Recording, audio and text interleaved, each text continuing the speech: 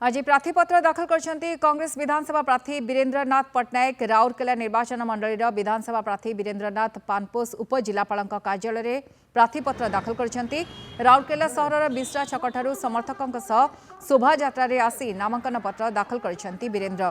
शोभायात्रा सुंदरगढ़ कांग्रेस लोकसभा प्रार्थी जनार्दन देहुरी उपस्थित थे।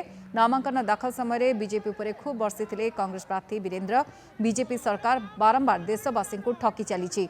निर्वाचन पूर्व बीजेपी बारंबार मिथ्या प्रतिश्रुति दे लोकों को ठकुवा वीरेन्द्र अभियोग करपरि विदेशरू कलाधन आनी समस्त बैंक अकाउंट को 15 लाख टंका लेखाएं पठाइबे बोली बीजेपी प्रतिश्रुति पानीर गार पलटि बोली से कहते।